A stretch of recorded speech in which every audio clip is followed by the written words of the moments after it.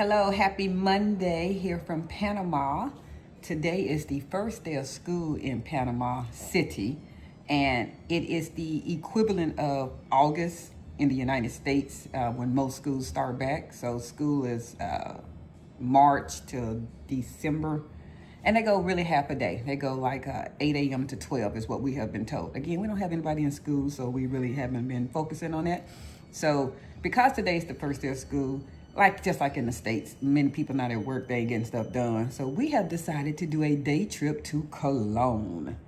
C-O-L-O-N, Panama. What makes Cologne special? There's many things. So if you've ever heard the word UNESCO, U-N-E-S-C-O, think unique. Any place that you see that has a UNESCO labeling, if you're ever traveling to that city, country, or whatever, you might want to stop in there. It's special. It's a place that the world literally has deemed this is a special location. And Cologne has a couple of UNESCO sites.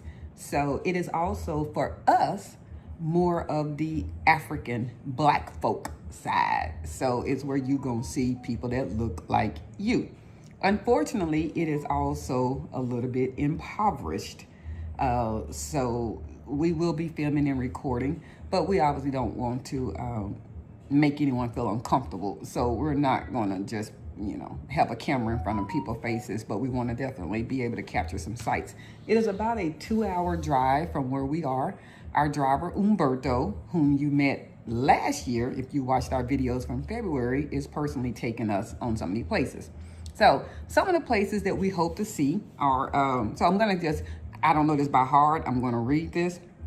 Cologne is a gateway to the Panama Canal. Many of the cruise ships that come through, they stop at Cologne, in Cologne, and they stop there because it has one of the largest duty-free locations that Cedric and I found there are not many videos on, and no one really talks about. It's more than 6 football fields long in a duty-free zone, and it generates, if I recall, it's something $1 billion in revenue, which is really sad because when you see the locality of Cologne, you're going to start to wonder where the money at.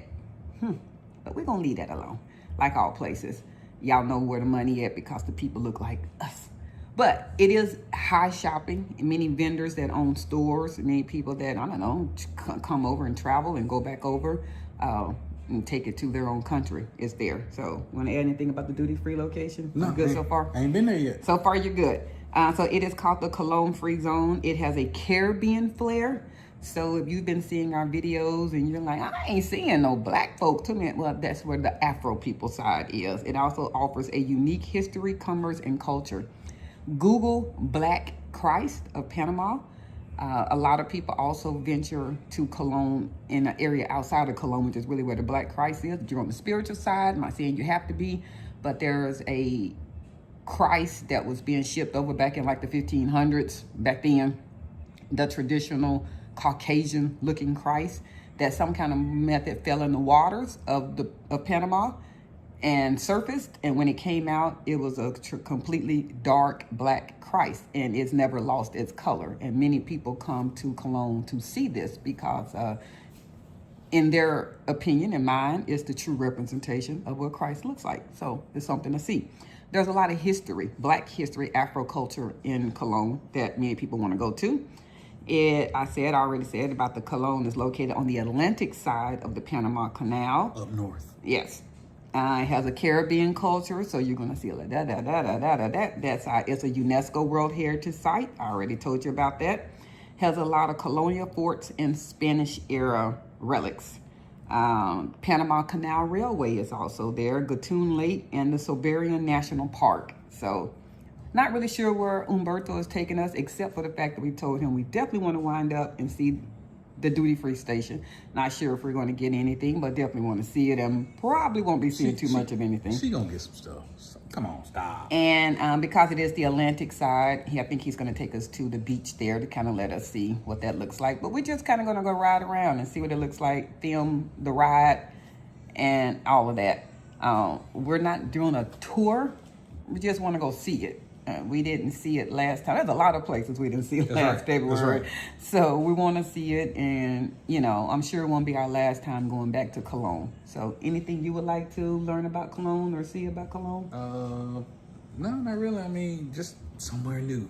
Everything's new. Everything is new. It's all good. Everything is new. So we should be leaving here in a little bit, and we'll definitely capture the day and let y'all see some of the stuff that we see ourselves, so you can see through our eyes, if I can talk. There we go. My eyes are kind of blurry, but I wear glasses, but y'all still gonna see clearly. And as y'all see, I have my traditional Panama hat on, which is really not a Panama hat. We learned that what was the president? Roosevelt?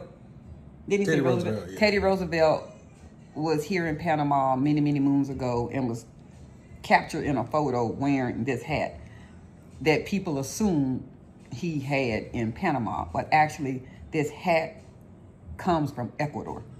So that is the actual history of the Panama hat that you see people have. It's not a Panamanian hat, it's actually an Ecuadorian hat that obviously is familiar with Panama. Many people equate this to Panama, but just a little quick history there, then, just in case you didn't know. All right, until next time, peace out. See ya. Bye.